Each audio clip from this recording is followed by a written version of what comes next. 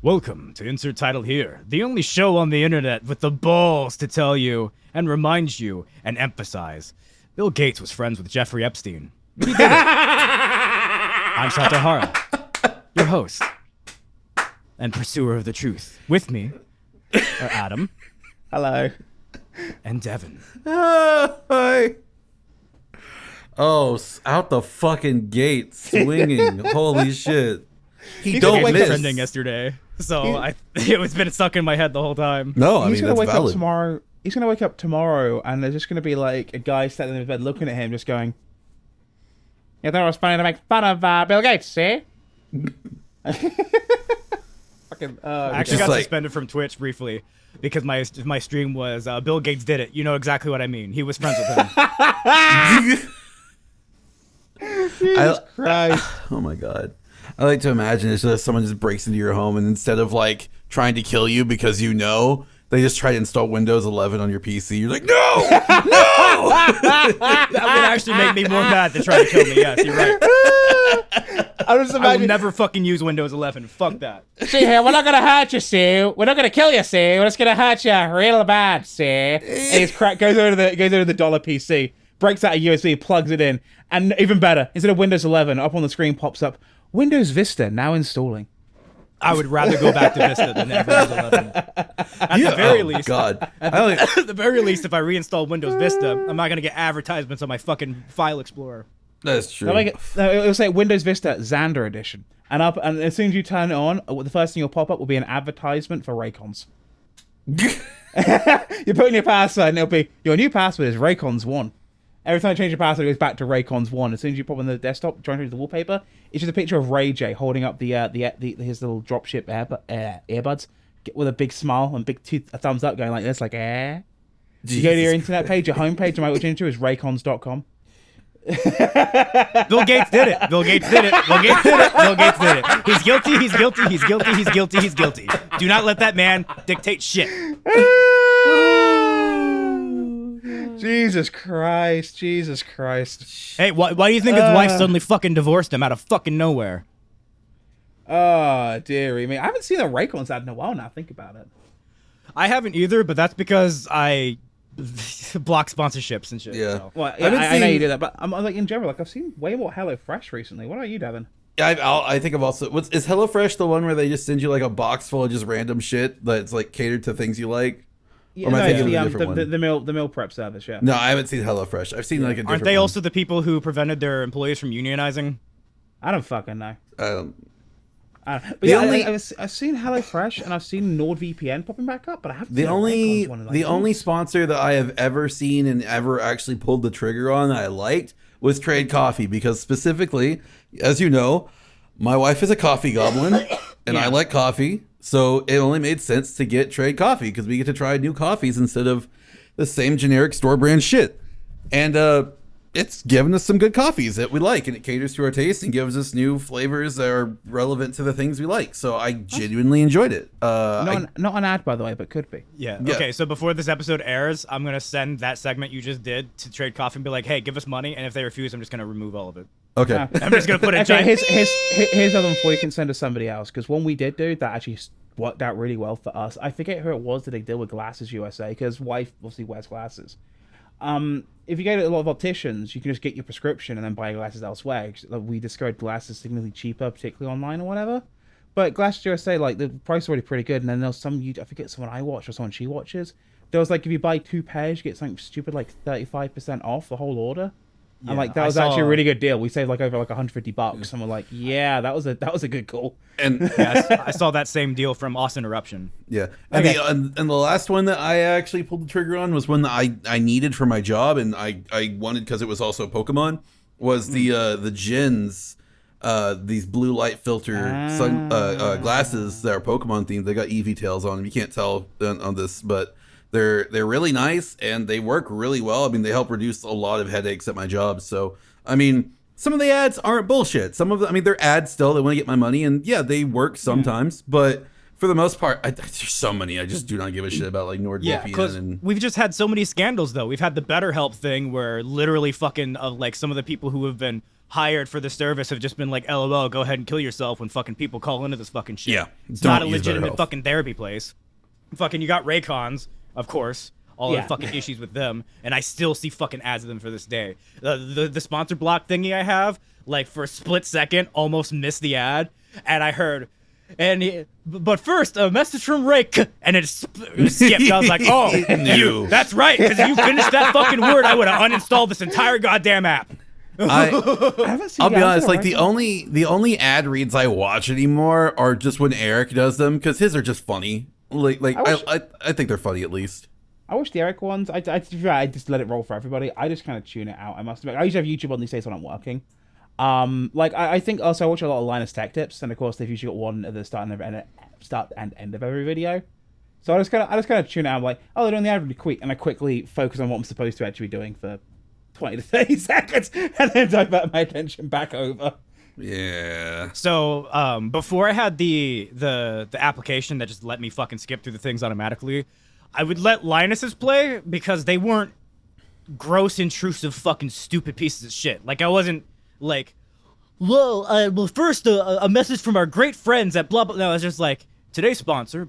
Here's what they do. Here's why they sponsored us. Here's what they're sponsoring us. Here's the content. LTTstore.com. Here's more of the content. And finally, one more thing from our sponsor. It's not that intrusive. It's at the beginning and the end of the thing. It kind of warms up, and usually he has like a 6ix9ine or a nice joke or some dumb fucking thing that he says in the middle of it. You know, it's cool. Eric's kind of annoy me because sometimes they're a Raycon ad, and I just don't care how you integrate that. Fuck Raycon. But then other times, Nubbleberry's back, and I'm like, all right, cool. I love Doubleberry. And then like you have people who do the skits like Internet Historian with like the NordVPN, where sometimes the skit's fucking hilarious, and then sometimes it's like, all right, come on, let's fucking go. I saw a It's great going one too recently. Do you guys watch Life of Boris at all? No. No. So he's one I watch. He's based in Eastern Bloc, and he did one recently. So very, very thick accent for that part of the world, and like he kind of plays in it a lot. And he's just going on. He's just like, well, it's end of month and I need money. So we're going to be doing budget cooking video. Before we start though, I need money. I need money to buy ingredients. Can we do one of those NordVPN things? Can we? We can? Great. They pay me? They pay me. Okay, NordVPN, buy it now. Here's my link. And it just went from there. That's I honestly, great. I respect that more than most of the other ones where they're like, you can use NordVPN to spoof your location and watch Netflix here, and here. And it's just like, not anymore, you can't, because Netflix is is doing the same shit Hulu does when they check your IPs. Oh, it was just so funny because he kept doing it through the video as well. He'd just be like, and now we have this budget ingredient. Paid for by NordVPN. Here my link. Bye. Just making the whole running gag out of it. I'm like, this is how you do it. This is fucking great. My favorite ways of doing it are the unobtrusive thing or the very, very obvious, this is about to be an ad read, so that way I can fucking skip it like thing. Even better, if you... Okay, here's what I really love. I think Austin Eruption does this, which is why I'm thinking about it, because we brought up the glasses thing. But in the actual fucking, like, the chapters or whatever, now, they put sponsor in the chapter, and you can just fucking skip the chapter. And it's so easy, and it's just like this huge quality of life thing. Also, who else does that? There's another YouTuber I watch that does that. Noggin, Lockstin and Noggin. He does a lot of Pokemon content, and he does that as well. Like he'll put up the it's like, first a word from our sponsor, and there'll be the whole block with the sponsor, and you can just skip it if you want to. Yeah, I think Gilly the Kid also does it. I never skip that shit, but I'm also like so just kind of numb to it. Unless it's like a really egregiously bad ad or something like a product, I'm just like, why are they sponsoring people? I just kind of turn numb to it, honestly. Yeah. I mean, you know me. I can't stand being shilled to. Yeah. Yeah. That's just what it is. Yeah. I just hate. Here's product. Please consume product. I'm like, no, fucker. I'm not here for product. Speaking of shilling, anyway, YouTube.com/technical great mix. New video dropped today. Godfather on PS2. Go watch it. Go watch it. Go watch it. That was a good I don't video. think that's shilling. I think that's promoting yourself and investing in yourself, King. Yeah. Shilling would be like, anyway, a word from our sponsor, Manscaped. Do you shave your balls? You should. I shave my balls with the Lawnmower 2.0, and they're fresh as hell. I'll slap my wife's face with my nuts. Is it weird that one doesn't bother me at all, even though it's the same exact verbiage for every person they sponsor? The one that actually annoys me the most, the ads that annoy me the most on YouTube right now, Xander won't see him because I'm guessing you got YouTube Red, right? You mentioned it before. I've got YouTube Premium. I have YouTube Premium. Xander doesn't have it. Yeah, my partner uses the music app side of that, so I still have premium because I have her in the family plan. Oh, okay. There's this, it's one of those skippable ads you get before a video roll, so you don't see it, I just see it. It's for I'm not going to name the soap company, but like if I say soap and your soap is closer to a synthetic detergent, everyone who sees one. Oh, okay, I know what you're talking about. I can live with every other ad on YouTube because it's just like the usual stuff you see on TV, and it's like 90% of them are 5 second skippable ones, so I don't really care. I'm like, yeah, this creator can have like the 2 cents of CPM or whatever. It's like, I'm get paid. Like that one just annoys me, and I realized what it is because I saw another one hosted by somebody else, and it didn't give me the same reaction out of it. The host they have, the guy they have who hosts those ads, I can't stand him. He's just he kind of looks like me, which annoys me already because I mean, look at me, I'm perfect. You are pretty annoying just to look at. Thanks. But the second thing is he's got like the most annoying, like perfected. What's the term you guys use here for a host where he's like non-confrontational but assertive, that kind of James like Corden. shit-eating. No, it's like I said that before I heard the assertive part. I thought you were gonna say non-confrontational, wet blanket piece of shit, no talent asshole. It's like a car salesman. There's a word people use for them. Yuppie. Douchebag? That's it. Yuppie. It's like a hipster looking yuppie, and I'm like, oh my god, I don't know why it just gets every single time. Like, oh wait, is he just you with a man bun? Is that what it is? Yes! Oh, okay, that'll do it. That would piss me off too. And I just like sometimes the man bun, sometimes it's down, and like, oh my god, they've got like 4 or 5 different ones, and I was getting, I don't know what it is. As soon as I see that thing pop up, as soon as I hear the opening, I was like, hit mute on the laptop and just let it, then skip it. I'm like, no, I will unmute it. That's the only one I can't deal with because I get a lot of weird ads because I watch a lot of varied content. Like, I understand the tech ads, but I also get a lot of ads in Spanish, which is it's because it's because I watch a lot of football. Oh, that would do like it. ESPN stuff and the coverage that way, so that's why I get Football. the Spanish ads. But like, and then every now and then, that's the one that seems to follow me everywhere I go. I'm so annoyed. I was watching a lot of car content recently because I was talking to Mimi yesterday about I think we've got to talk about like the Ford 95 Ford Fiesta. I was mentioning your brother got a Cosy, and she's like, "What the hell's a Cosy? Like a Ford Escort Cosworth? Come on." But nah, and I started watching some car content instead of boredom, I guess, off that my brain tangent that way. And that ad followed me! I don't know what it is. What have I got to watch to get rid of this stupid soap advert? Hate Not it. relevant Sorry, to me. ran over. That's where you just go, it's like not relevant to me, and then the ad just goes, oh, okay, so you stink like a motherfucker. Got it. There's no way of doing that on the skippable ads, though. There is a way to do it on the banner ad. Just click on it, not relevant to me, and it goes away or whatever. Or even like when you get the little thing on a YouTube video pops up, and you hit not relevant to me or not interested or whatever. Because I keep getting the algorithm's been weird. It keeps trying to get me to watch really weird clickbait content right now. But the algorithm is good for you. The algorithm knows what you want and caters to your Oh, sorry. I was also watching Always Sunny the other day, so I saw the algorithm episode. What's weird is sometimes it's right. Sometimes it's right. Look, I watch. I'm like, yeah, I'll do a recommendation. But sometimes I get like, why the hell is it recommending me this? Yeah, why the hell would I care about baby vlogs? I've been using ad blocker since I was a teenager, and everybody was like, if you want YouTube content, you have ad block. It's piracy. You're stealing from them, and you're the blah, blah. So my solution was, all right, well, now I have premium, so they get paid whether I see an ad or not. Fuck off. Nice. So that's I just don't deal with ads. solution. I refuse to deal with ads on websites because they're intrusive bullshit. Like, okay, there was a period of time in, like, the early 2010s, like 2010, 2011, like, up until the middle of 2012, where they finally figured out how to do ads that didn't annoy the fucking shit out of me and then didn't make me want to block them. They were just like, they were fine. They were just there. They didn't install viruses on you. They didn't shout, fucking you're a millionth customer. They didn't fucking do some stupid shit. They didn't take over the thing. They didn't pop up over the thing. They didn't take up a bunch of real estate. They were just there. And sometimes I'd click on them and just to fucking give the website money. But then, around 2013, when everything started just doing BuzzFeed, just what BuzzFeed was doing, just the stupid bullshit, like this fucking puppy mother of 13 other puppies that somehow gave birth to 13 puppies after it was born itself, saved an orphan child from a burning building. You won't believe what happened next. When that shit started happening, ads. Yeah, so bad. I fucking hate those ads. Those are the worst. Mobile sites became fucking completely unusable they're fucking garbage. Fandom started taking over all the wikis and fucking flooding these fucking garbage type of ads where videos autoplay and fucking ruin whatever background audio you have on the fucking thing going on. Where you have to use shit like the Puffin browser that just stops things from fucking autoplaying. The just what browser? Not Puffin. It has Flash capabilities in it. Back when the pandemic first happened and Neopets hadn't yet moved over from the Flash-based website to the HTML5 stuff for mobile, I downloaded that and was using that as emulation in order to still make millions of Neopoints per day and then flood the market with illicit goods in my attempt to bring socialism to Neopets, which I succeeded in, and then they ruined it by doing NFTs. So, fuck me, I guess. Actually, I've never had that browser. Like, I'm aware of Tor and stuff. But, no, I must admit, I have Adblock on for the most part around most of the internet for very similar reasons. Because, you know, look, I'm not going to say I browse sketchy sites, but look, I, you know, use a lot of customized, very independently developed and very specialized pieces of software. And he looks at porn. Plug in for that. I also look at porn.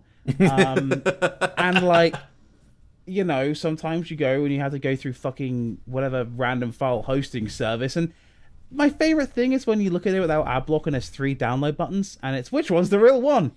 It's time to play Russian roulette with downloads. Either one of these is going to download this JAV I want, or it's going to brick my computer the next year. Let's figure it out, baby. Actually, it wasn't actually JAV. I was looking for an old because I'm running an older version of Photoshop. I was looking for an old patch of an old plugin specifically for my CS, and I was like, thank God I got Adblock on right now because I can see it's blocked like 4 things around the download button I need, and I'm like, oh god, that would have been fun.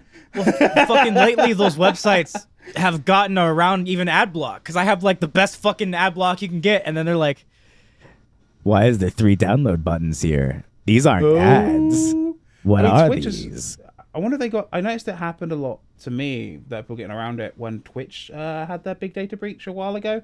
I know Twitch has infamously gotten around ad block with a lot of their pre-roll ads. So I'm wondering if someone managed to get the API from that and work it out from there.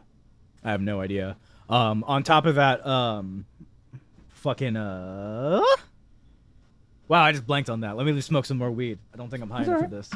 But speaking of porn, do you guys want to hear a fun story? Sure, why not? Does it involve you jacking / your dick? No. Okay, go ahead. I stay fully clothed throughout the entire story, I should assure you. Oh, good. I was having a think back to like jobs recently, like first jobs in my career. Have I ever told you guys about my freelance time? You have. I remember you told us about when you freelanced and you did porn. Have I told you about it on the podcast though? No, you've never mentioned it on the podcast. You mentioned it twice on my stream, and that's when I asked you, have you ever taken a load to the face while being the camera operator? And you go, No. That would be impossible. And then you went into great detail. And then I was like, but what about this one that I saw? And you're like, yeah, that's not what I did though. I was like, yeah, but it could happen though, theoretically, right? And you're like, okay, yes, fine, it could happen theoretically. And then I was like, yes, I win. Yes, I did. So when I was looking for a career in media, because a lot of people out there, you know, some of our listeners, like I know some people I've watched see on Twitter live tweeting through episodes. Hi, there are things you'll do at the start of your career before you get to where you want to go, which involves a lot of freelance work. Freelance work, particularly in the TV and film industry, could be something like wedding videos, corporate videos, training videos, or sometimes you show up and it's porn.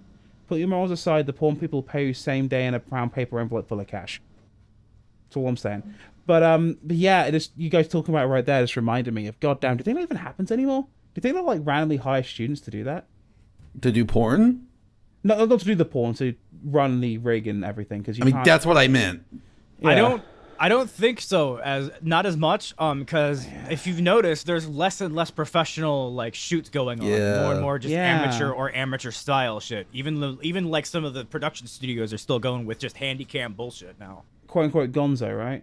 Because I was thinking about it myself. Because like when I did it, I'm not going to name the studio because they might get a little bit of trouble because I was technically paid under the table. For the record, for the UK, come after me. It was over 10 years ago. Statute of limitations. Suck my nut. They're still in operation, so I don't want to get them in trouble because they were very nice to me.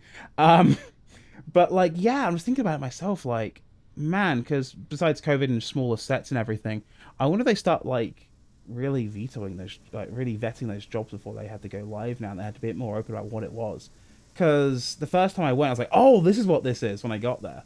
And the second and third time, I knew exactly who it was. I was like, yeah, I know what the deal is. But like, that's so weird. But yeah, like I said, sometimes you show up and you gotta shoot some pornography and just have That's fun. That's how it be. That's how it be. It's how it be. Like I mean, in voice acting, Devon, it's the same way. Probably sometimes you get a gig offer. Oh, this is great. Then you go, oh, this is a visual novel, and I don't mean like the Hatterful Boyfriend or Ace Attorney kind. Look, if I have to voice in a eroge fucking visual novel, and they want me to be like, oh yeah, my cock is so hard, I'll do it. I don't care. It pays, and it's voiceover work. I mean, fucking, if Dan Green can be in hentai, and as well as like Ash Ketchum's, the voice actress for Ash Ketchum's mom, and like other 4Kids alumni, and still have careers, then I think I can too. I mean, brother, porn is not the worst thing Dan Green has been in. Man was in Little Panda Fighter. I was about to say, wasn't he in a bunch of those Chinese bootlegs? It pays the bills. He's a single dad with twins. I mean, oh yeah, I'm not at all judging him. Like, get that bread, Dan. Yeah, that was long before that, wasn't it? Like, it was before Yu-Gi-Oh even took off. He did the porn stuff, right? Well, we're talking Little Panda Fighter, but yeah. Oh yeah, that was after Yu-Gi-Oh. But yeah, my point is though, is just like, sometimes freelance is what it is, and you enjoy yourself, and you get paid end of day. You go home and go, huh? I got paid same day. Shit. Can I come back? Like, I don't care. Wouldn't know. Never got gig. Never got the freelance. Worked at Walmart. Yeah. Sorry, man. But it's like, I don't care. I mean, if you want me to do that, I'll do it. It's like, it's not like I'm like Rickety Cricket where I'm going to suck you for $5 under the stalls, but it's just like, I'm still, I have my morals, but like, it's still a career. It's still voicing in my, bro, before I forget this, I have to go on this tangent. There's this newer dude at the grocery store. At the grocery store. And fucking, like, I've been having to train him and shit, right? And fucking, the other day, I accidentally call him Rickety Cricket. And then I just kept calling him that. And now I just call him Cricket. And he answers to it now. That's amazing. See, I feel bad. Like, that's an experience similar when I was working at Best Buy. Some kid came in, right? And so his name is Ishmael, right? And somebody told me his name was Emmanuel. So the first time I step on the bar, I go, hey, Manny. And he goes, oh, hi. And he's really friendly to me. And like I'm saying hi to him, we're doing the whole training stuff. And like, I'm through calling him Manny and someone calls him Ish. And I'm like, his name's Manuel. Oh no, his name's Ishmael. Why did you know his name was Manuel? And the kid goes, I don't know why you're calling him Manuel. I like it though. I like Manny Pacquiao. And I'm like, son of a bitch, why didn't no one tell me this kid's... I've been calling him Manny all day. And the worst part was, all the way through till I left Best Buy, I was calling this kid Manny because it just stuck. Why did he just like, turn no to you and just go... me. Like, he had the perfect opportunity to turn to you and just go, call me Ishmael. And just like, come on, man. Right? It's right there. Bro, in fucking high school, there was this dude, Brandon. I'm just going to say his name. Because fuck it. That's fine. I'm fucking like... And he was my best friend for a bit. And fucking like... Because this was before I met Devon. And fucking like... It was even before I met TJ. Jesus. But fucking like... we were just fucking like hanging out and shit. And he was like new or whatever. And this other dude... I think his name was Dustin. He was like... Oh, what's his name? And I looked at Dustin because we specifically have been saying Brandon multiple times in front of him repeatedly. And I just looked at him and sarcastically went, oh, his name's fucking Bob. And everybody through the entire fucking rest of our high school fucking lives called him Bob from then on out. I bet he hated you for that. He loved that. Dude, he was the first dude that I really started smoking weed with and shit. And fucking, we were hanging out and we were playing Yu-Gi-Oh! And he was fucking thrashing my ass because it was when synchros were new and he had synchros and I was still running a fucking basic ass 5-God Dragon deck from fucking GX. And fucking he was just thrashing me. I'm like, synchros are bullshit. And he's like, no, you just suck. And then eventually I was like, yes, I do. And then wow, Yu-Gi-Oh! Is everywhere in my life. Fuck. Yeah. But fucking like, we're just getting really high. And he hands me an entire bag of fucking like chocolate chips. And he goes, I'm fucking Bob, dude. And I was like, oh, you like that? He's like, dude, I'm fucking Bob, dude. I'm fucking like, Bob, dude. What? And he's like, yeah, dude. Sort of like all my life, you know? Like everybody's just been like, Brendan, you know? I didn't get to choose that. I didn't get to say yes or no to that. But then you looked at that motherfucker and was just like, his name's Bob. And I could have said no. You gave me a choice, man. I'm fucking Bob. I'm like, dude, I'm so fucking high. I'm having a panic attack, dude. And he just laughs at me and goes, eat the chocolate chips, bro. And I ate that whole fucking bag of chocolate chips. And when I finished, dude, I was like, "You're fucking Bob, dude!" And then we played GTA 4 split screen and just kept killing each other. It's amazing. That's oddly wholesome for one of those stories about high school. Speaking of things that are completely opposite from wholesome, here we go. So Xander, he's been watching Always Sunny, and I have been watching it with my wife recently. We kind of went back and rewatched it. I got all the way up to season 15, so I haven't finished season 15 yet. But I know that Xander wanted to talk about it, specifically the season, was it season 14 finale or is it season 13 finale? 13 finale. Okay, so if you have thoughts that you want to share on it, please share them first, because this is gonna be a Xander tells a life story kind of thing. Because before we go into this, just for poops and giggles, so I have lived in Philadelphia before. I lived in Philadelphia for about 5 years. I've told these guys this before. I have tried to watch Always Sunny. It's hilarious. I cannot watch it because it's too fucking real. Like, it's too honestly fucking accurate. Like I always seems to be the same episode I try to watch on TV, and it's the episode where they get turned away from a public swimming pool, and they're acting like, "Oh, you're too good to let us in." We're white and then trash, they end huh? up like, yeah, they end up like filling up a dumpster and swimming the dumpster, and I'm like, here, just head in my hands, going, I've fucking seen this on South Street. I'm like, no, I can't do this. And I had to stop because it's just, it's too, who I don't know who wrote it. I believe that some of the cast are also the writers. It's a cast. So Rob McElhenney, he's the from creator the of the area. show. Glenn Howerton and him write it together. Charlie Day also helps with the scripts and the edit, and all three of them are in the editing room the entire time. But so they I know, like, also Eric, Internet Comment Etiquette, was also on the staff at one point. Yeah, that was so weird. Yeah. I was building the fucking Beyond Global, right? And I'm looking down, I'm standing off a bit, and I just hear fucking Eric's voice, and I look up, and it's fucking Eric. I'm like, what? Like, I know he's a comedy writer. I know he's from Philadelphia, and I'm like, I bet the rest of them are also from Philadelphia. Mm-hmm. Yeah, Rob is for sure from Philadelphia, because that's where they wanted to be. I watched a couple of videos Rob's about from New Always Jersey?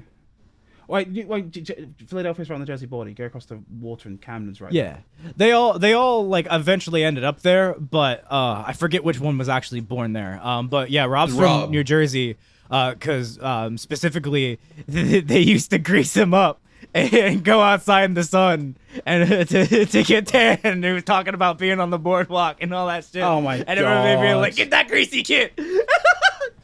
Oh my Okay, yeah, they're definitely from the area then with those kind of jokes, because fucking hell, I respect the show. One day I will be able to watch it. It just right now I go, oh, I know these people. No, I was watching a couple of videos on it. It's just like, how it came to be, and just like, the people who made it, and what they wanted to do with it.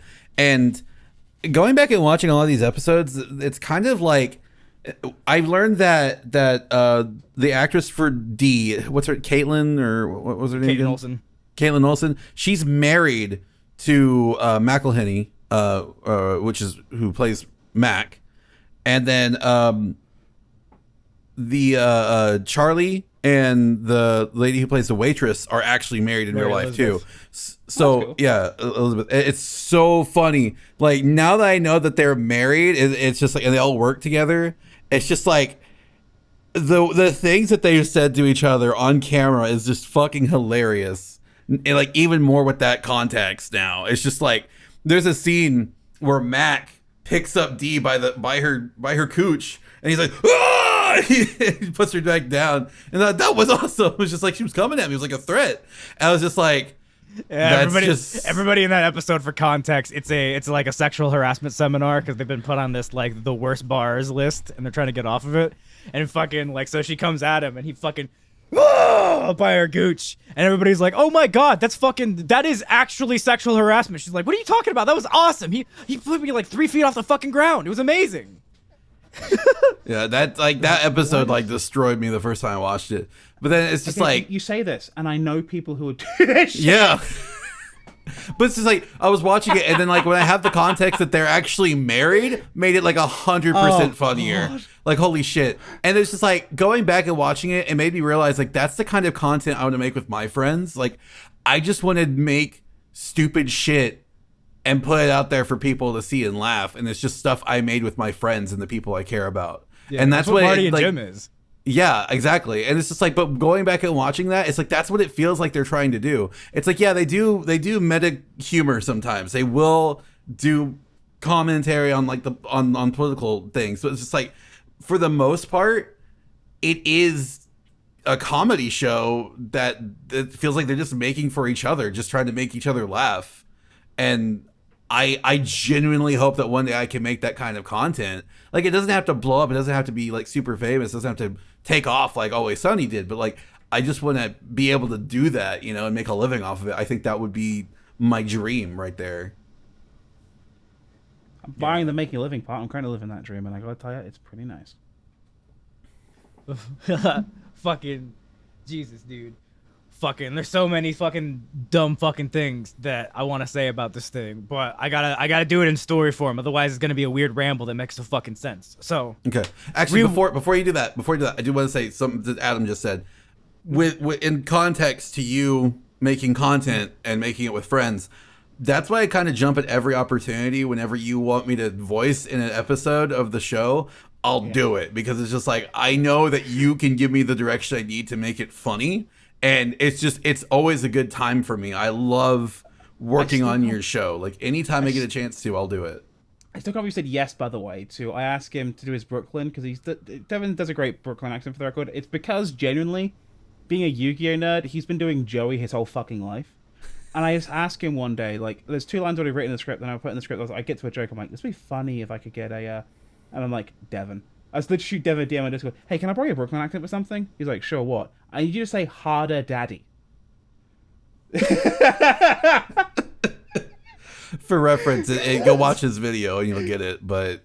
You're the only person I could ever ask that to, by the way. I know, and that's why I did it. It's just like, yeah, I'll do it. It's no biggie. But that's the thing. I've got the recordings, and there's like 3 takes of it, and you can hear me in the background just giving him direction. And I go, can you make it sound like you're about to nut? That's the take you used, wasn't it? That's the take I used. Yeah, I thought so.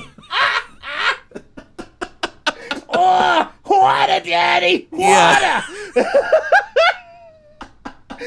Sorry, Xander, I'll get off this in a second. I just have to congratulate this guy for making... I'm dying of laughter last night I'm editing this, and I'm just... Oh, God. He sent me a message like, you know how difficult it is, like, edit when you're laughing your ass off at something that you asked for? I'm just like, yeah, I do. Oh, okay, I'm sorry. But that's the sort of thing I want to do. That's the sort of shit I want to do, is just make dumb content with my friends and die in the editing room while doing it. Yeah, that's the entire fucking concept of fucking what Marty and Jim is. Like, obviously, I think this is what the first time I've ever brought this up on the podcast. So for context, I have behind the scenes been working on eventually getting a series starring me and Devon going about these 2 characters, Marty and Jim. It's fucking stupid. It's absolutely stupid.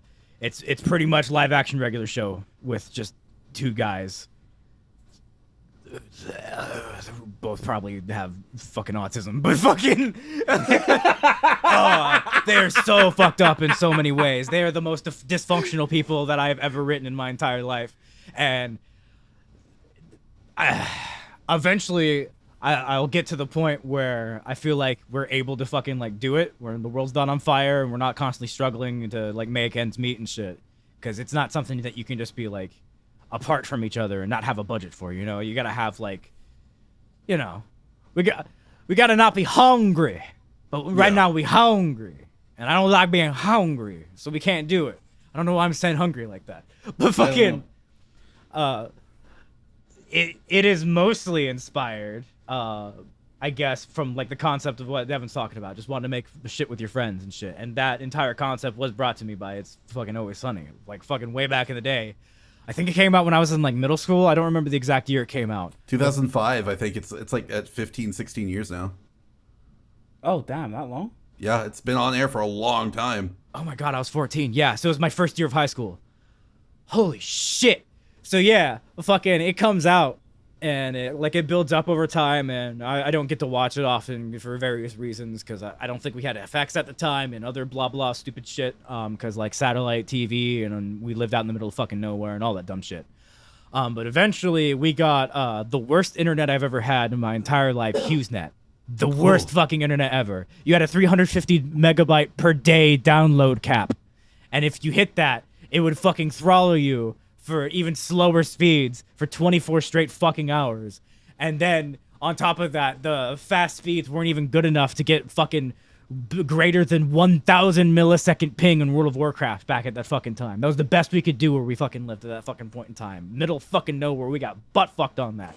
They double billed us too. They billed us for 2 fucking accounts on one illegally, and then we got involved in a class action lawsuit against them, and we got like a fucking $20 back or some shit. Gee, thanks.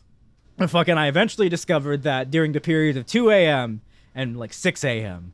there was a free download period. It wasn't ever advertised. Nobody talked about it, but there was no caps on your fucking downloads. I was like, oh shit. And this is back when Mega Upload was still a thing. Like the original megaupload.com, like the golden days, right? And I find this Mega Upload forum. I forget what the fucking exact forum is called. It's probably some generic shit like megauploadforum.com or some shit like that. I don't know. But fucking, they would post links to the Mega Uploads, and people would talk about, like, if the links would go down, they have discussions on the thing itself. Like, it was a whole, like, fucking, like, BBS fucking, like, community thing going on. And fucking, I found that they had uploaded I think at that point, it was like my last year of high school. I was going into like college era. So yeah, it was like 3 or 4 seasons of It's Always Sunny. And so every fucking like 2 to 5 a.m. I would have a download manager schedule all those downloads and start downloading them slowly. I had to get like 3 or 4 episodes, maybe if I was lucky, done. That's how slow the shit was at the time. And I was downloading MKV files, so like they were pretty big. Because I was like, I don't want no fucking low quality shit. I just got my first laptop to myself, you know. I had my own fucking shit finally. And fucking God, I was finally able to watch through that shit, and like it was amazing, dude. Oh my fucking God. Like at the time, I think I preferred the first season before Danny DeVito had come in there, because I just liked the group dynamic between 4 of them. Yeah, it was less complicated. I will go ahead and spoil the story now. I definitely prefer with Danny DeVito in there as an adult. Fucking he's a fucking treasure. Oh God damn, I want to kiss him on the forehead. Fucking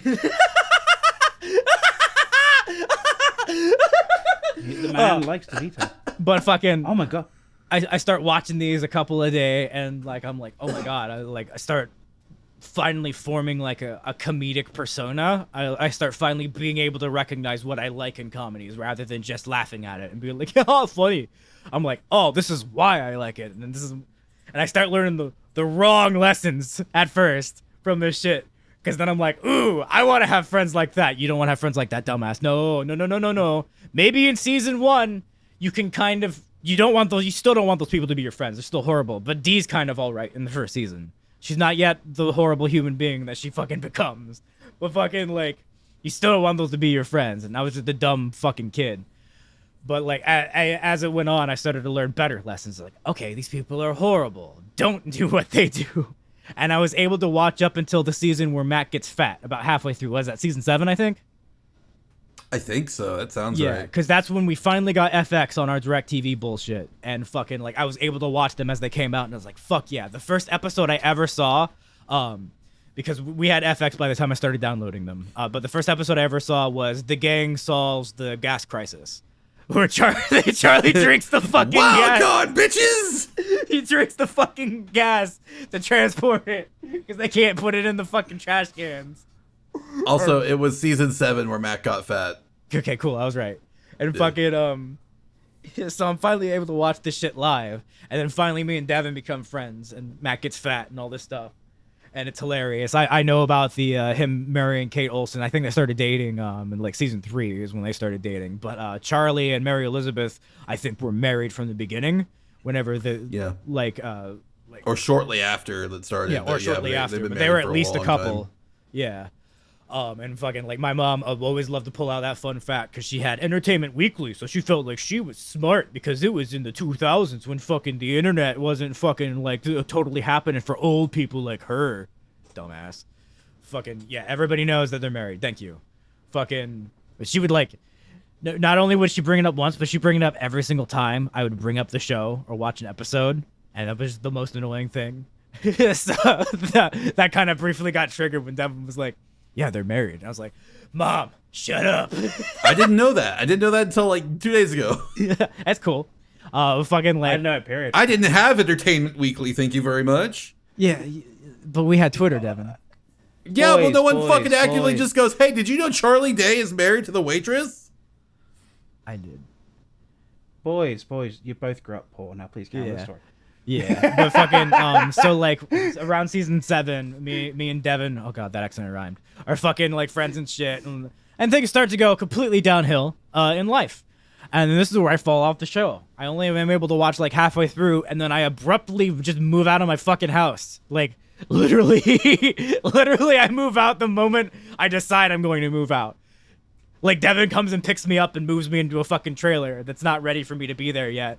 And all this shit. It's amazing. I literally just like had enough. I'm just like, bye. And just left. Fucking. And then I wasn't able to watch it ever again until like a week and a half, maybe 2 weeks ago, where I just abruptly remember, oh yeah, I have access to Hulu. And I just started watching randomly the It's Always Sunny podcast because it fucking like, it got recommended to me randomly on the fucking, on YouTube. And I was like, is this actually them? And then I clicked on the first episode and it was actually them. I was like, oh shit. And I was at work. So I'm like, all right, I'll just listen to this. And I was like, all right, fuck. Well, I might as well go back and watch that. And I wasn't expecting to binge through the entirety of all 15 fucking seasons in the span of a week. But I did. I watched the entire fucking series. And rewatching the episodes that I had watched flashed me back to like watching them like in the context of when I first watched them, and like brought up a bunch of fucking memories and added a lot of context to a lot of shit that was happening in the background of my life, honestly, which is weird. And fucking as soon as I hit episodes that I hadn't seen anymore, I was like, oh god, oh god, oh god. And I was like, yeah. I was really excited, you know? Like, I was excited already because it was a fucking hilarious show. But I was, like, fucking, like, going crazy. I was like, yeah, this is awesome. And then, like, one episode, they mentioned fucking, I want that bitch to fucking leave this goddamn Wawa. I want my Wawa back. And I was like, oh, my God, this is Adam. This is Adam. This is Adam. This character's Adam. Sorry, say that again. I want this bitch to leave my fucking Wawa. I want my Wawa back. Yeah, because the cashier there was her cousin who was annoying and was, like, a terrible person. He's like, I want my goddamn Wawa back. Everybody's got a Wawa story. I'll tell a Wawa story after you're done with this because everybody's got at least 3. I can't wait to go into a Wawa one day. That's the main reason why I want to visit you, just to go into a Wawa. Be like, finally, the famous Wawa. It's magical. It's amazing. It's perfect. But everyone's got a story. Yeah, and fucking I had heard, I think from Devin, that Mac was gay now, and so that wasn't a surprise when that finally happened. But the way it happened was cool, like in the lottery episode. I mean, let's be real though. Within the context of the show, he's fucking gay. Come on. Yeah, like he just seems wasn't like out. Yeah, he seems like he was always written to be gay, even though I don't think he was. Like, it was just like the therapy episode. The therapy episode's like, oh, that looks like a dick. It's just like, if that didn't tip you off, I don't know what did. Yeah, fucking. So then it's like the lottery thing where it's like, is it a hate crime? Hero or a hate crime? And I lost my shit that whole fucking episode. I'm just constantly losing my shit. And then they're just like, so it would be a hate crime if you identified as gay. And he's just like, it'd be a hate crime if I identified as gay, and I'd be entitled to the whole $10,000. He's like, yeah, I'm gay. And they're just like, finally. And then it's like, he's gonna go back in the closet. He's like, you know, no, I'm gonna stay out this time. And just walks out. I'm like, oh my god, really? This is where it happens? And then they just have like this wholesome moment where they're just like, finally, I'm really happy for him. We're gonna make him pay for the fucking entire $10,000 lawyer bill. Yeah. I was watching a Legal Eagle video on it, and he was just like, yeah, no, that price tracks. It would be about $9,000 something for all these legal fees for this interaction here, and it came up to be like what, $9,900 or some shit. Yeah, he had like $100 left after it, and fucking like that was great. And then they just went with it, and it's just like Max is just gay for the rest of the fucking series, and it's like awesome. But then fucking season 13, the goddamn finale, fucking Max trying to come out to his fucking like dad, like who's in prison, And he ends up putting on this fucking interpretive dance show to explain why he's gay. And it throughout the entire episode, he keeps trying to talk about this dream where God sends an angel down and like he keeps getting cut off and shit. And so when this dance starts, I'm like, this is going to be the most ridiculous fucking bullshit I've ever seen. I'm going to laugh so fucking hard. I'm just going to fucking like, this is going to be dumb as fuck. Like, I'm ready for it. And for reference, the person cutting him off for the most part is Danny DeVito's character. Danny is in the audience watching the interpretive dance too. Yeah, sometimes it's Luther who cuts him off too, which is his dad, but that's only twice through it. For the most part, yeah, he's right. It's Danny DeVito that has been cutting him off through it. And so this thing starts, and at first I am kind of chuckling because I'm like, all right, this is ridiculous. But then it keeps going. I'm like, I start feeling a thing in my chest, and then it keeps going. And then it starts doing the rain thing in the thing. And then they're just doing this thing. And then I'm starting to feel emotions. And then it keeps going for much longer than I thought it ever would. To the point where I thought I would start laughing because it'd be ridiculous. But then it hits this crescendo part where it completely changes up. And then I start crying. And then Danny DeVito literally goes, I get it. I get it. Oh my God, I get it. And I'm fucking crying. And it just ends on this long shot with just Mac at the end of the thing with this like long pan out. And it just ends with the music. It doesn't go into the normal thing. And I'm just like crying through the entire fucking like ending of this fucking thing. Yeah. Always thought he did serious. And then immediately the next episode starts. And it's 2020, a year in review. I haven't seen that one yet. Oh my God. Devin, take off your headphones. Okay. This entire fucking episode, they have this running gag where they keep talking about our guy. And I'm like, okay, it can't be Trump because that's the obvious joke, right? Yeah. So I'm trying to figure out who their guy is. But the entire episode, they go, all right, so they committed they committed tax fraud for a PPP loan for a shell company that caused the entire fucking election like fraud thing to start to begin with. They accidentally caused the whole fucking like fraud thing because they went to go protect the thing to ensure their guy won and incensed the entirety of the Trump supporters to come rile up. So they caused that. They then caused the second thing that I forget because I'm very high. Then they caused the third thing where they made a clothing company that supplied the outfits to the January 6th rioters, including the shaman. Oh my gosh. And then at the end of the thing, where I thought it couldn't get any more ridiculous, the guy who's interviewing them about where the loans went, he's just like, so he's like, he like thinks they're Donald Trump supporters, and then so he says Donald Trump, and they're like, what? And they're like, an outsider, it gets incensed comments, like he has insane new ideas, he has a huge fan base, obviously your guy is Donald Trump. And I'm like, okay, so what is it gonna be? Like some dumb thing, like it's gonna be like fucking like one of the weird Democratic fucking candidates that didn't make it or whatever? And they go, no, it's Kanye. And I bust my fucking shit laughing. I lose my shit fucking completely. And then they're like, yeah, he was our guy. And they're like, yeah, we went to the fucking election office to make sure that he won because there was a bunch of fraud. And they're convinced that Kanye unfairly lost the fucking election. And that's how that episode ends, and it's fucking amazing. Like, holy shit. Huh. Devin has to keep his headphones off again because I have to talk about the next... How do I top that with a Wawa story? And then season 15... At the end of it, the gang goes to Ireland, and Devin cannot see any of this part at all. So I'm glad his headphones off. So I'm going to talk a bit quieter because I'm kind of loud, and it might be coming through his headphones. But they go to Ireland for like 4 straight fucking episodes. And Charlie, who thought he's had this pen pal in Ireland this whole time, ends up meeting his fucking real dad when they thought it was Frank this whole series. And he meets his real dad. And the season finale of episode 15... starts off where you think they're going to go on this hike with him and his dad and all that stuff. His dad is dead. The episode starts out with his dad's dead, and they're going to go do the Kelly family tradition where when the man of the family dies, you take his body up a cliff and you throw it into the sea. and it's a hilarious episode.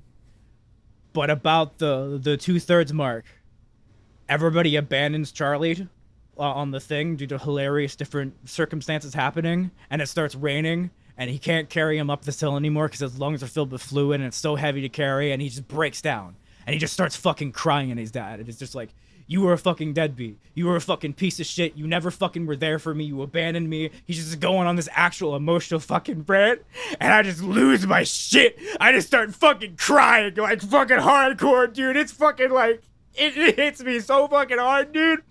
And then, oh my god, holy shit, dude. And then fucking, they all come back. They realize that Frank gave his dad COVID and killed him. So, the reason he died was Frank. But then they all come back. Oh my god, dude. And they actually fucking help him fucking carry the goddamn thing up. They help him carry him up, and they do it. There's a fun joke at the end, but like they legitimately just come back and fucking support him, and it's just fucking like, it's amazing, dude. This is fucking stupid comedy series about the worst people ever. Fucking can resonate so fucking hard, dude. Devin, you can put your headphones back on.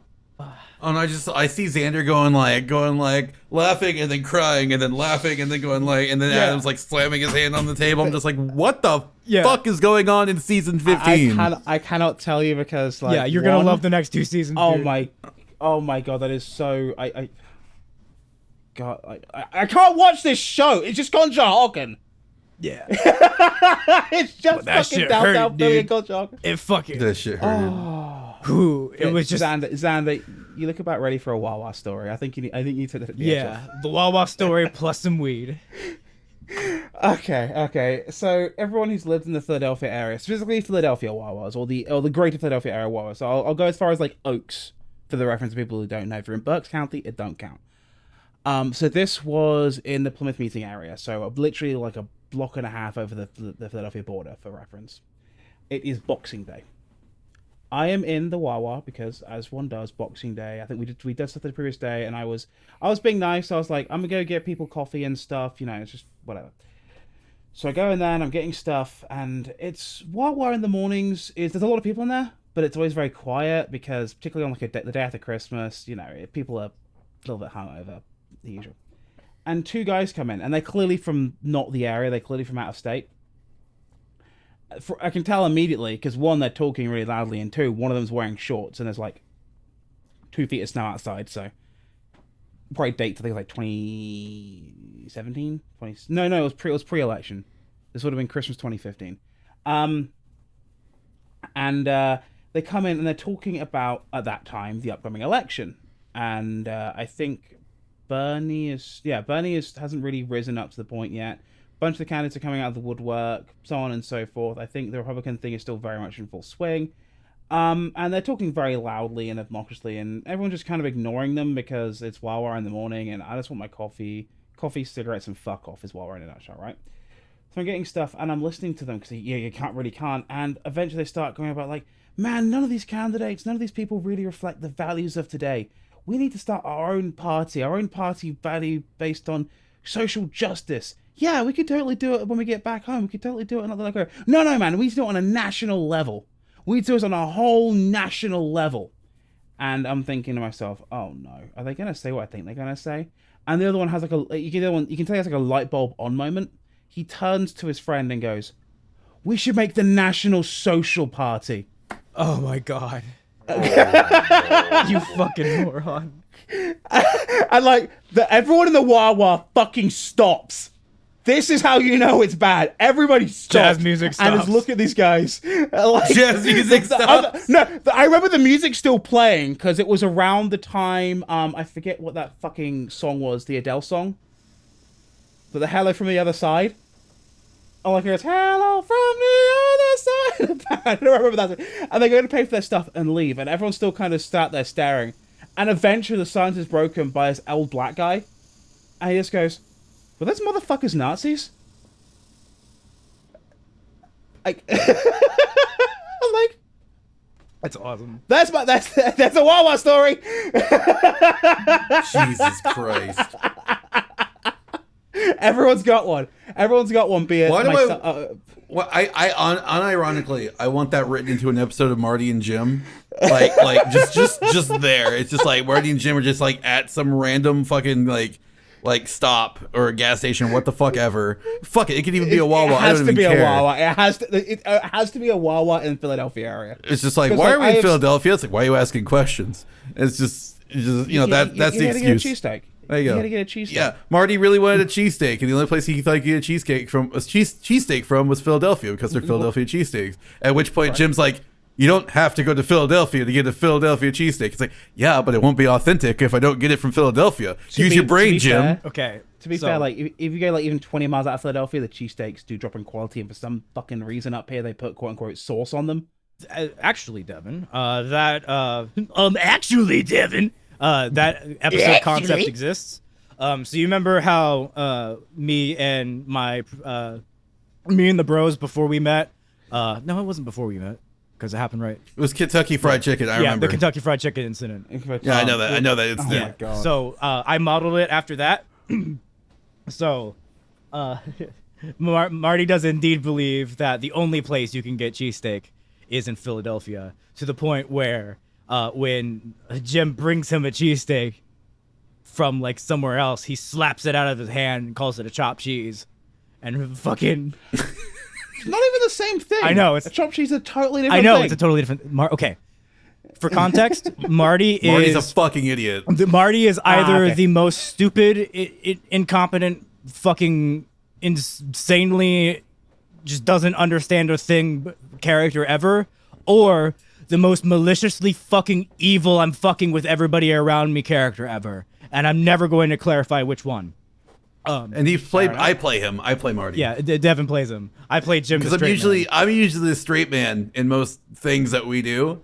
So for me, this is me just getting to be just the absolute fucking wild card, oddball, character, and it's a nice change of pace for me. I think. Yeah, because I'm constantly talking over Devin in our everyday lives. Like even if this podcast is like, "Hey, Devin, what's your opinion on mangoes?"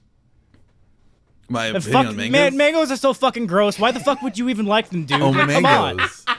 I don't even Why like the fuck mangoes. are you fucking defending mangoes? You see, I'm not defending mangoes. I didn't even say I like them. See, like that's our usual like back and forth. It's like I'm the straight man answering like the actual question. Yeah, and then eventually the mango shitty conversation will double back into like, oh well, by the way, speaking of mangoes, I found out Jesus was a Jew. So he gets to play the. It's been how many weeks since we've had that joke, Xander? A lot. You were clean. You were clean. You were clean. It was almost 100 days, Xander. I'll never. You almost passed AA. I never get me gold coin. Fucking So yeah, Devin gets to play the insane one for once, because it's written into the script that I have to shut up. So even if I want to say something, that's not Jim's character. He's not going to say something. But fucking Jim's also a weird character because he's changed a lot. Marty stayed exactly the same through the entire fucking like concept of it, but Jim is like changed a lot. Jim just used to kind of be an asshole and didn't have a reason to be an asshole. But in the newer concepts, he's like fucking. He's not an asshole. He's just very afraid and focused on self-preservation to the point where he doesn't even drive a car anymore because of like trauma and shit. Because Jim's the narrative arc, I guess, because he allows me to do the character development thing in the shit without changing Marty, because Marty is what makes the show work. Because holy shit, it's a six seasons of a movie kind of thing that I want to do. Because the movie is Return to Sky Orb, and I'm not going to say any more about that because that's way too far in the future planning. But hey, in the event that for whatever reason we blow up and there's a big old guy who wants to give us a bunch of money and is like, oh, what's this about a Sky Orb? Yeah. Fund 6 seasons in a movie of a series that me and my friends have complete creative control over, that the only thing you get to do is distribute, and you'll get to see that Sky Orb. Adult Swim hit my boy up. Oh, yeah. They did do Smiling Friends, so maybe they would do that. They did Smiling Friends. Yeah. Adult Swim is financed way weirder shit than that. Yeah. And they've done live action shit before, too. Although, So it started out as an animated series because me and Devin started out as animators in college. I forget what the fuck we were talking about before this, but hey, Always Sunny and Wawa stories. oh yeah, we're circling back to that. That's right, because I had to give you context about why Marty was stupid enough to think that. Okay, yeah, we're almost done with the context. Yay! Fucking editor's note: throw up the giant word context right here, and if you don't, then you don't get to jerk off the night this comes out. You do not get to come if you did not put whatever word I just told you to put up, because I forgot it already because I'm really high. Context. Context. If you do not put up the giant word context right now, I'm giving you a chance right now. You do not get to come tonight, Mister. / Mrs. / whatever the fuck you are. What are you? It's like anyway. It's like reverse JOI. Yeah. Jack off the knife. Do not jerk off. Yeah. Do not stroke your glands. Don't fondle your balls. Do not cross do go. It. Do not collect come $100. Okay, there's our clip for the Twitter. Oh, but fucking. So we started out as animators in college, and so the original idea of it was animated. I had like concept art drawn. We had a whole like first episode. Like I had scratched out the animation for it. It evolved in concept, and now it's completely scratched from what it was. But like the zoo aspect remains because I just want an excuse to film at the zoo. So it stays. Also, like the flamingo joke, man, we can't trash that ever. It's amazing. It's the best thing I've ever written, even up until this point. Nothing, even the Charles Eugene Cheese shit that is fucking going on will pale in comparison to the fucking flamingo thing. But fucking, over time, when we lived in the hell dimension, where we briefly were assaulted by hell every single day, and hell just was hell. And then we lost a lot of our memories of that because hell doesn't let you keep your memories. It's like in Supernatural when Dean died and then got resurrected in hell. It was like 50 years, but like in our world it was like 1 year. That's right. The first 5 seasons of that show were tolerable. He sucked my dick. But fucking maybe later. Ooh. But fucking we evolved the concept to be live action because animation got a lot harder to do. It was and then Flash started dying, and we were taught in Flash. And I adapted a little bit for Toon Boom, but by that point, my passion for doing animation had kind of like died. I would love to fund and direct a series, but I don't want to ever draw it ever fucking again in my life. Like I'll do the concept art and the Bible and shit, but like I don't ever want to fucking animate ever again. So we moved on to the live action concept, and then we retooled it a bit, and then we recasted some of the parts and added new parts and shit. And then once I moved to Oklahoma City for like necessity to survive, we retooled it again. And then once I moved to Seattle, we retooled it again, and now I've retooled it again. So maybe eventually it'll come out, but the zoo part always stays. So that's some of the concept. Marty's completely stupid. So eventually Jim tries repeatedly to fucking get him to eat a fucking cheesesteak from any other place, and fails. And then Marty drugs Jim and drags him all the way to Philadelphia.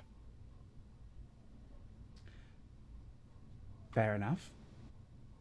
See, I want to get you guys up here because, like, I actually have found a decent cheesesteak out here, like about an hour and a bit away from the city. Decent, yeah, decent. Like, actually shocking. I put a picture up on our group chat the other day. I should put it in this group chat. Of like when I got over the week.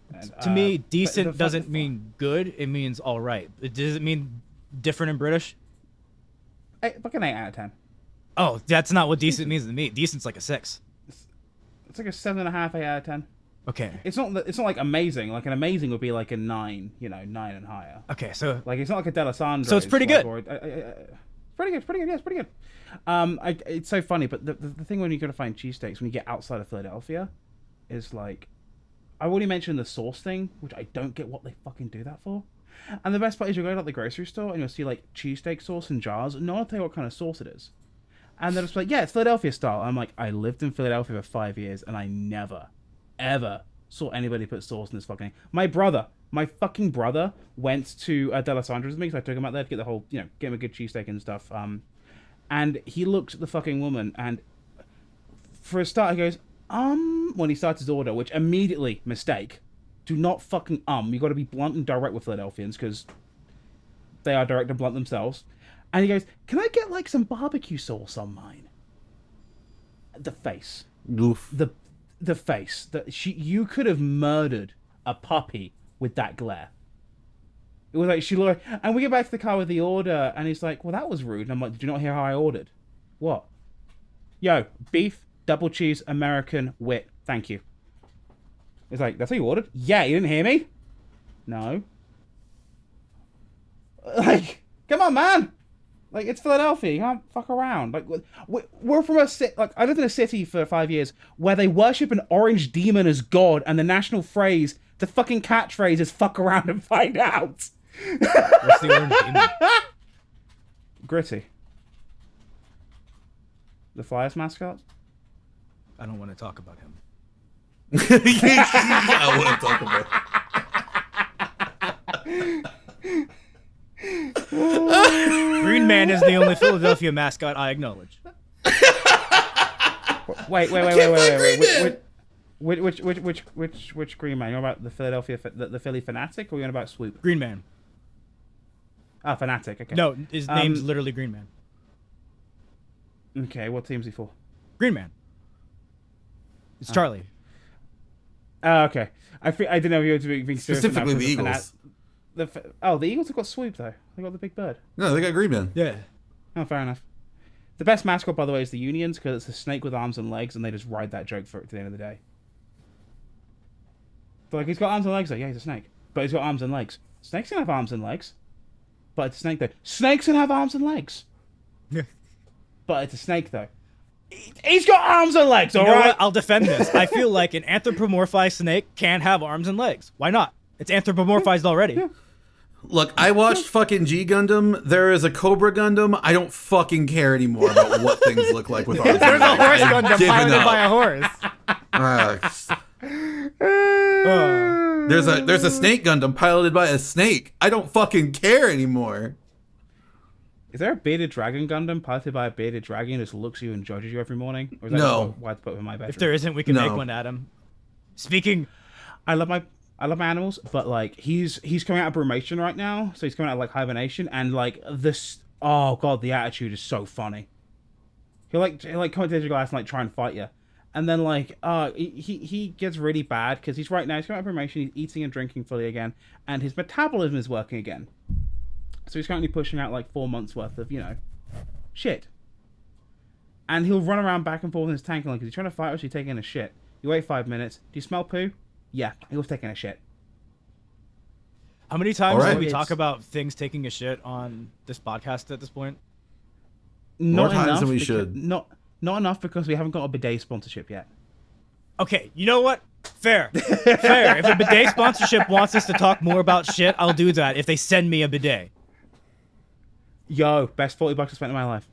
Best $40 I spent in my I could life. spend $40 on a model kit, Adam. That's not the best $40 I could spend. I'm sorry.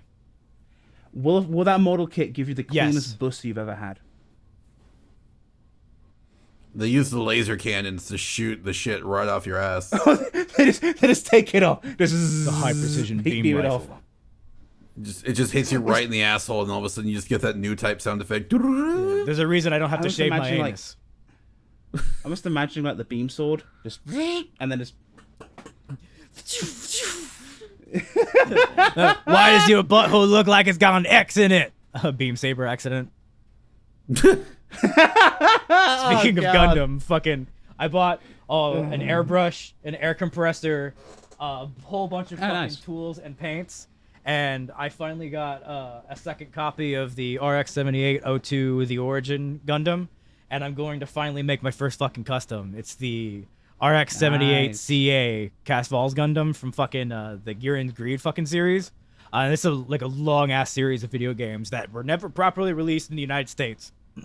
So all of my experience with it has been secondhand through weird translations and through experiencing it through friends growing up and shit like that. So I've never sat down and played the fucking game or whatever. So bear with me. I'm gonna get a lot of things wrong, but fucking from my memories and shit, there is in certain versions of the game that came out, there is an unlockable campaign called Cast Valls Neo Zeon, which at the end of the 1 year war, Char discards the Char name finally, reassumes the Cast Vall identity, and takes over Zeon and brings it with him. And instead of doing insane, stupid colony drop shit later on in the series that makes him a total villain and shit, you have the option of playing a completely fucking moral path. And I remember distinctly fucking my friend, he developed the RX-78CA. It's literally Casval's Gundam. So it's the RX-78 like model that's been adjusted for new types and has like gone toe to toe with the RX-78 Gundam and Amuro and won, and fucking like has all these like new decals and new paint job and all that shit, and like the traditional dumbass Gundam meme of it's I 3 assume times it's more red. powerful. Yeah, it's red. And all that Of shit. course it is. And So this is like a alternate universe where he doesn't like at the end of the 1 year war, he instead of going and working with the AUG, he instead does this. yeah, so at the end of the 1 year war, when like right when Giran starts to take over, I think again this is all secondhand. My friend's playing translations, all the other shit, so I could be getting a lot of this stuff wrong. So in the slim opportunity a Giran the Green fan comes in is like, you're getting all these wrong. I'm sorry, I acknowledge that. Like, I was a kid. And it was like fucking SNES, PlayStation 2, that kind of shit, you know? So it was really weird back in the day to experience that. But fucking from my memories of it, the way my friend played it, he went through and fucking like at the end of the 1 year war when Giran started taking over and Degwin Zabi got killed with the solar ray and all that shit, and everybody splintered.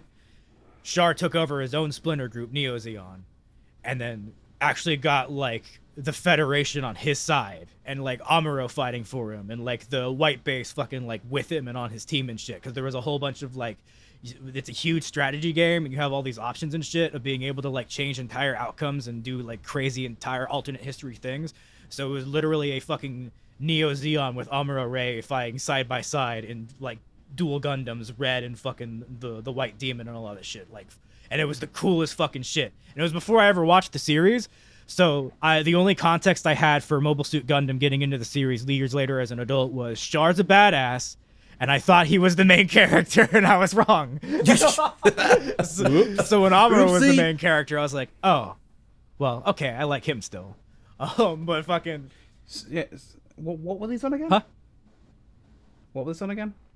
Because if I do like an anime games too, I feel like I should do another Gundam game, because obviously the one I did for this last one. Yeah, so this is a series called Giran's Greed. None of them have been properly translated into English, like through any official releases, and all the fan translations are weird, but I think there is a complete one of a couple of them that I've been trying to find. I downloaded one and I haven't fully explored it yet, but if I do find one that's translated, or at least enough for you to engage with the systems and shit, I'll share it with you. Fair enough.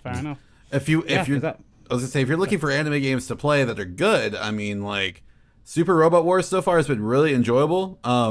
Despite my lack of knowledge of many a different Super Robot series, it's still great because I mean, there's the essentials, of course, that you would know, like Gundam's there. There's like 2 or 3 Gundam series in that alone, in the one I'm playing, and then Gurren Lagann shows up. I'm just like, yes, I'm sold. Continue. So I think I may.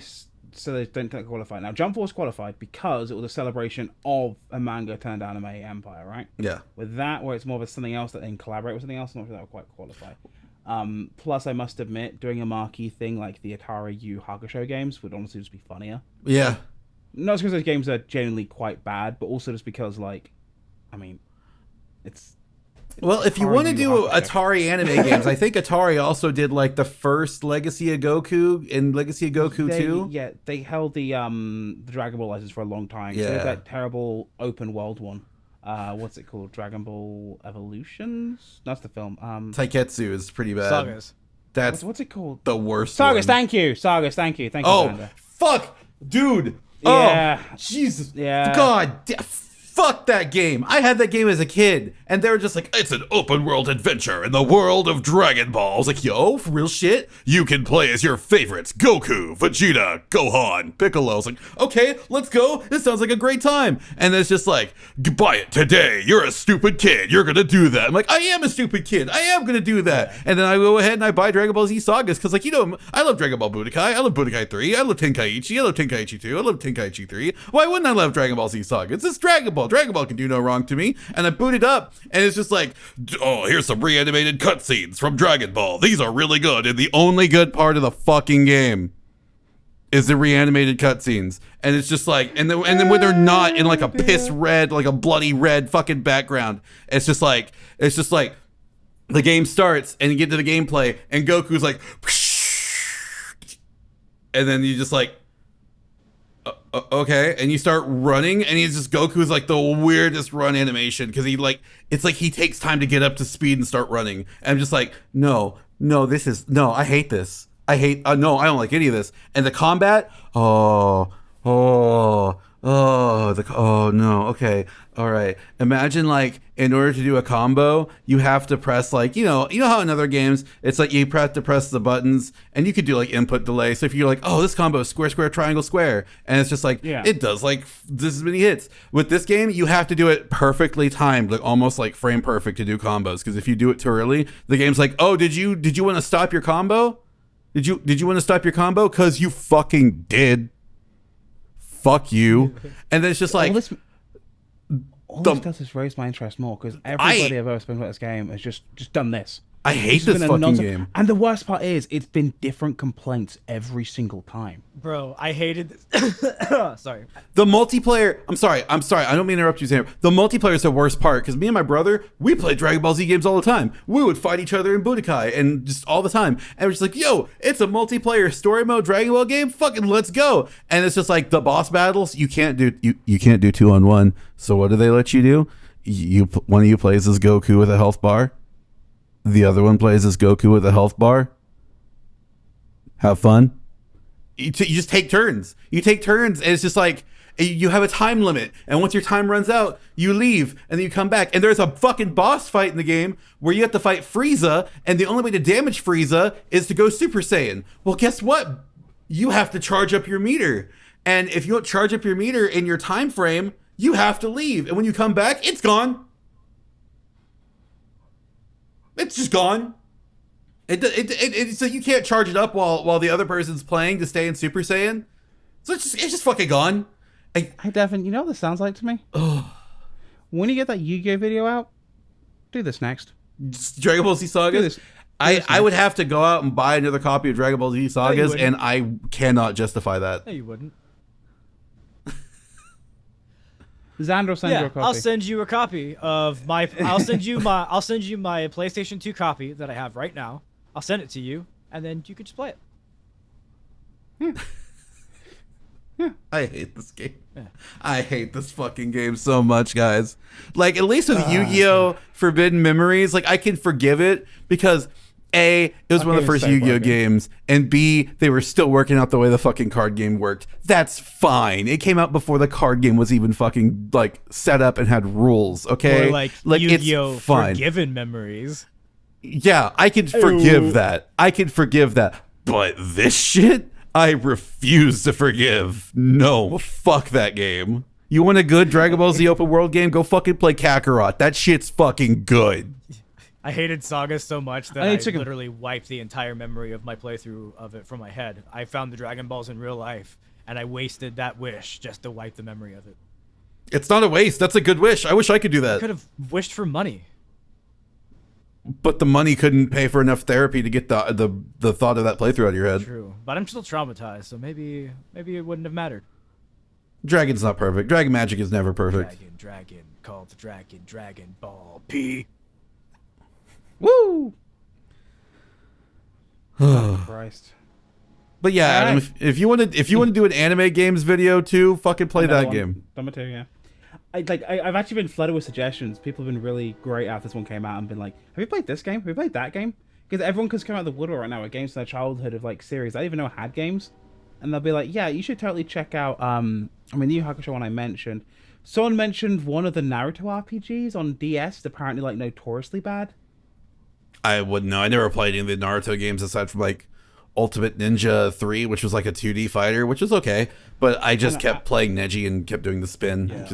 And I've never watched Naruto in my life because I don't watch cringe stuff. I only played like they're on about how this one. I only played 2 Naruto games. One was Uzumaki Chronicles, which was all right. It was an alright action game as far as like the gameplay went. It was weirdly not cell shaded, so it was weird. And then it's weird, but it's alright. The other one was this weird one where he becomes like the Cobra Commander or something. It was weird. No. You fuck. He woke up in the couch. He becomes the what? Naruto woke up in couch. There's a Naruto fanfic where Naruto becomes Cobra Commander, and it's like our most listened to fanfic that we recorded back in the day. Wait. Cobra Cobra Commander from Yeah, Johto. Yeah. so Danzo Shimura and the Citizen Council betray Naruto, and Naruto becomes the new Cobra Commander in order to get revengeance on Danzo Shimura and the Citizen Council, who are only ever referred to as Danzo Shimura and the Citizen Council, like that. This has been Insert Naruto's Title here. Thank tears. you so much for tuning in. Naruto's tears started Fallout. Yeah.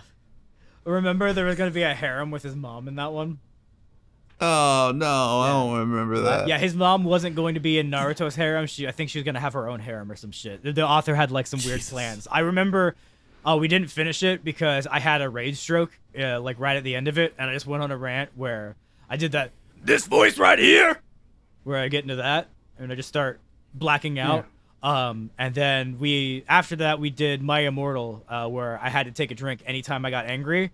And that was the drunkest I'd ever been in my life. And I passed out, and the entire next day I threw up to the point where we went to a restaurant to get breakfast, and I threw up all in their bathroom before we ate their breakfast. It was amazing. I remember that. I remember that. Great time. That was the last time I ever got that drunk in my life. See, that is the one thing I've not done into yet that everyone's told me I should do at some point, is abuse the accent and go into this territory where I draw out my vowels and I intentionally play on this and read some bad fan fiction, preferably by a fire with an adult beverage in hand. And I could read My Immortal, the adventures of Raven Dementia, Darkness, Gerard Way's little girl. Nonsense. Ebony Darkness, Dementia, Boy. Whatever the fuck it is. I hate that you know that. I hate the... Whatever, I don't care. I've been told I should do this by a few people and do it like this. You should. No, see, like, we every time I get close we already to it, had it's a like, British no, I can't do person this. come It's and too do the same thing we were doing and get more popular for it. We don't need another one. Oh, yeah, Moscow. I wasn't gonna name him. That's why I said British person. God damn it. Well, he doesn't do it anymore, though. He doesn't do the fan fiction theater anymore. It's just, we could bring it back. I know, but I don't want to. It sucks. I think I could do like stream it, just have a camera myself and stream it and just try to keep a straight face the entire time. Yeah, so I think the main reason why I stopped wanting to do it was like two reasons. One was like it was hard to keep acting surprised at troll fics, you know? And then the other one was when I couldn't tell if it was a troll fic, I didn't want to just come in and like trash somebody who was like English as a second language or like fucking like was just young, who was just trying to write and have fun and shit. Because that's ultimately what every single episode came down to. If it wasn't a troll fic, which I think all of them were, thank God. But if it wasn't a troll fic, it would have just been us making fun of a kid or some person who didn't speak English very well. That's fucked up and sucks. It's not funny. Yeah. You could always do one whatchamacallit, Tails Gets Trolled. Yeah, I do love that one. That one's actually worth it. I love the... so, Shadow, what'd you do in Time Jail? That's like my favorite fucking thing. Did you know that's an edit? I got it. Is it really? Yeah, that's not actually from Tails Gets Trolled. I read through Tails Gets Trolled. It's in there. He talks about it like I broke each finger to feel something. No, it's an edit. Look it up right now. I'm not gonna look it up. I've read the thing. I don't want to be. You're not gaslighting me. I'm not gaslighting you, goddammit. That's why I'm telling you to look it up instead of him having me look it up and then be like, oh, yeah, I said that. And then you can be like, oh, yeah, you can say that because you're the one looking it up. You could just be lying at me, liar. That's why you gotta look at it yourself, goddammit. God damn it. The other line I fucking love from that is the I'm so mad, I'm gonna go home and have sex with my girlfriend so I won't be so mad. Yeah, I don't know if that one's an edit or not. That's true. That one's. Okay, yeah, it's an edit. Yeah. That doesn't make it any less funny. It's still amazing. Yeah, it's still funny. It's the funniest fucking thing. It's just like it's just. Sorry, it took us so long to get you from time prison, Shadow. And it's just like, what'd you do in time prison? Well, after 50 years, I started to feel like I was losing my sanity. So I started to break my fingers, and I would just break my fingers and set them again. I started breaking all my bones. I broke every bone in my hands. It's just like... He keeps slipping. It's just the end of it, though. He keeps slipping the end of it is between what kills Sonic me. Adventure Shadow and fucking the newer Shadow from Generations onward. Yeah, but it's just like the part that kills me is just like every time I move my body, my bones shatter and heal back into my next shape. If I take a single step, every bone in my leg splinters and reforms. I don't know what pain is because I've been alive for 10 million years. And Sonic's like, well, okay, Shadow, but it looks like you're just walking normal. I know. Okay, well, that's stupid. Like, I don't know why, but it fucking kills me every time. Yeah, that last line is the best. It fucking still. It's because it's the punchline, you know. He goes through a long tirade. Okay, well, that's stupid. This is a fucking stupid thing. I just fucking love like when they get the troll slayers together. What's the gang? It's like the awesome, the firepower, the bastard, the truck young- freak, the guy with no ears, the gay. and Bugs Bunny is just the gay. What? I've never read it. Neither have I. It's very good. I only know that. It's I don't. The guy who wrote it has come out years later and basically said the reason he kept his anonymous status throughout the whole thing, like he has a screen name, but he's intentionally kept himself to write. Yes, he has autism. Yes, he was a dumb kid when he started writing it. He's kept it up because it's fun to keep up with it, and he's having genuine fun doing it.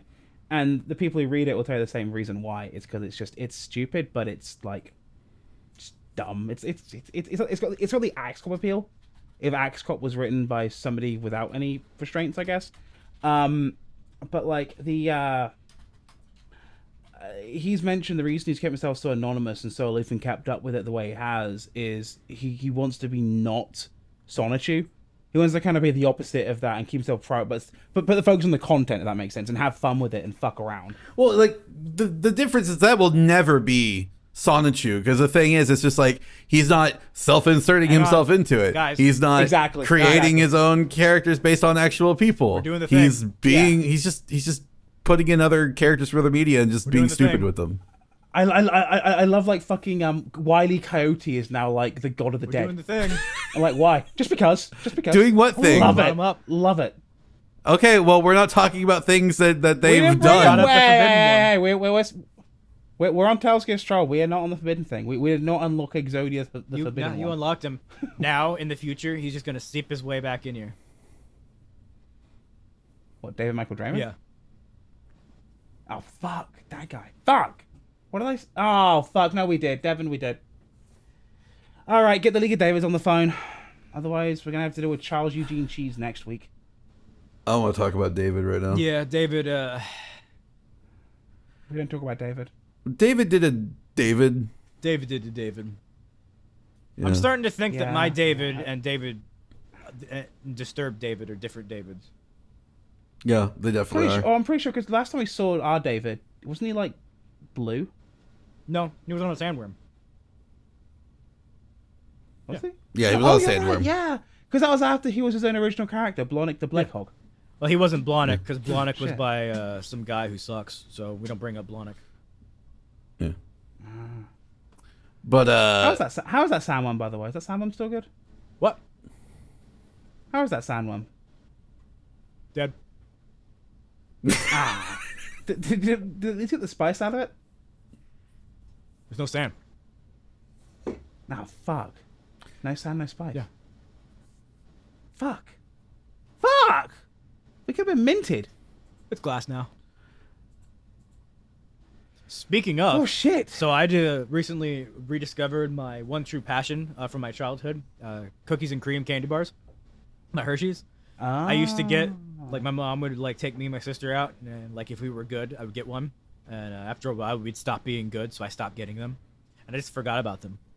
And thankfully I found them again because the other day at the grocery store, I was having a very bad day.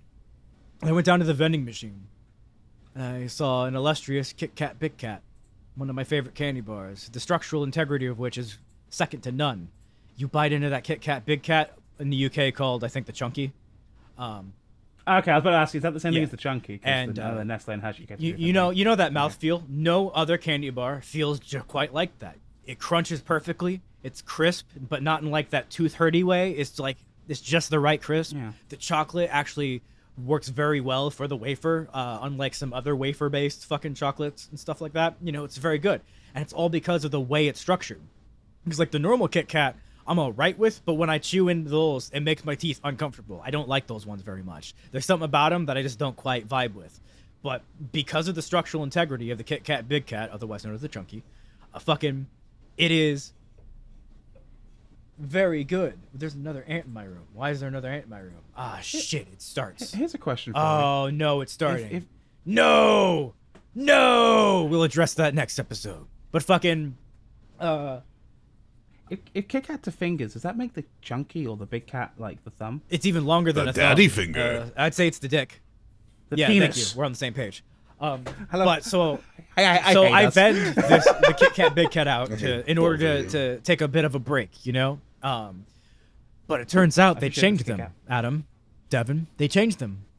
Now instead of one solid bar, they're 5 segments that you break apart. So it's like a Toblerone. So now they're 5 separate toes. But it ruined the entire structural integrity of it. Because when you bite into this, it no longer crunches right. Because it doesn't have the solid portion. Because it has to break. It's designed to break now. It's not right. It hurts now. They ruined them, Adam. And I tested this because there was another one upstairs that hadn't been changed out to the new style. And I vended that one, and it was still pristine and perfect and just genuine and amazing. So I bought the entire row of those classic ones just in case. See, here's the thing. The why they're doing that is they're trying to maximize profits and minimize product. No, not on this case. In this case, the Kit Kat Big Cat, aka the Chunky, has been routinely criticized for being a giant slab of chocolate and wafer, just one giant carbohydrate sugar fucking thing. Fucking Kit Kat Chunky. If you don't want that, buy something else. Criticized as being one unhealthy glob. Yeah. So their solution, in quotes, is to segment it off and have serving sizes on it. So it's like, if you eat the whole thing, you're not eating it as intended, even though nobody would not eat the whole fucking thing. So instead of just ignoring it like a Chad, they addressed the criticism like a virgin. So now I'm back to Hershey's cookies and cream. Now I kind of want to go on a candy bar run. God damn you. I kind of want to as well because there's a Reese's candy bar. It's like a Reese's Sticks. And it's just like, it's the same thing really as what he's describing. It's just a Kit Kat but it tastes like a Reese's instead. Hey, Adam. Say Reese's for me. Mm-hmm. Would you fucking stop making fun of the way I say Reese's? No. Tell you what, Devon, when you start making fun of the way I say bottle, H, or color, I've never made fun of the way you say bottle. I have not once. I love that that's the one he picks up on, not the rest of them. I have fucked with you on H. I've never fucked with you on color, though. It's H that I always fuck with you with. It's nothing else. I don't think I fuck with him on H. I'm just confused why he says H instead of H. H. Like, he just sounds like an American when he says H. Every other Brit that I've ever met in my life says H. H. Because I'm not from a county with a discernible accent. Yeah, he's from Southamptonshire, son.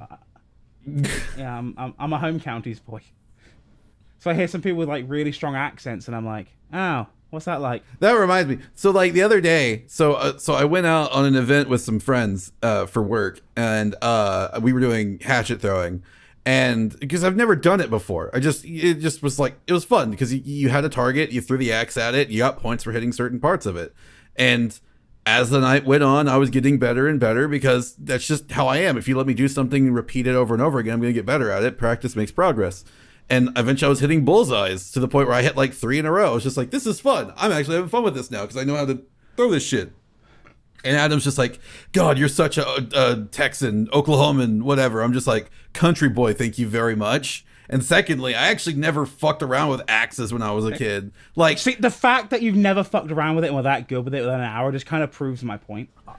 You literally give this man a weapon and he'll hit bullseyes within half an hour. This man is so fucking American. He may as well be screaming yeehaw drinking light beer. I'm sorry, we don't take kindly to fucking Texan out here. We actually prefer to be called rednecks or bumpkins, or I personally prefer cracker. That's not you can't say that. Just like that, you can't say that. Twitch. You just said a slur on our podcast. Yes, I did say a slur, son. But however, as a cracker, I'm allowed to say that. And on top of that, cracker doesn't have the same social devastation or power behind it as the N-word does. So while it is a slur, it ain't a harmful one. If you could say one, if you could say one and then you can't say the other one, I think one of those words is the worst word. So yeah, cracker isn't a slur. Christ. Back on the point. You're given a weapon and you've mastered it within half an hour. I don't want to see you anywhere near like a fucking gun. By the way, 'cause I'm just imagining you at the shooting range My aim is actually incredibly good with a gun. Yeah. I actually went to a shooting range shortly before I went to where I live now in Tejas. My friend Newbie, shout out to Newbie, wanted to go to a gun range, and I was just like, yeah, I'll go with you. And he gave me I got an HPK with a European build weapon, and I got I think 10 shots, and my grouping was very good. I think I shot a little down to the left, but all my shots were grouped together in the same area, and I hit the targets I was aiming for. And my dad, who I was still talking to at the time, he was just like, yeah, you've got stellar aim with that weapon, what we're using, and told him what it was. Like, yeah, that's a good, firearm, and you seem to know what you're doing with it. I'm like, well, yeah, you taught me how to shoot a gun when I was 10. Yeah. So basically, during the zombie apocalypse, we've all got to get our way to Tejas. Yeah, fucking... No, it's not a surprise Devon can do gun. His dad was a gun. Devon's part gun, so of course he can aim. Yeah. Wait, isn't Gun the bad guys in Shadow Yeah, of the Gun Hedgehog? is the bad No. guys in Shadow of the Hedgehog. They're also the bad guys in various other Sonic media, depending on the interpretation. Sometimes they're the good guys. I always think they're the bad guys because they arrested my man Sonic the Hedgehog in the Adventure 2. And then they also killed Maria. Spoilers for however many years old game. Like 20 at this point. I am Gun. I am Actually, Devon. I'm I am not part Gun. This is who I am. I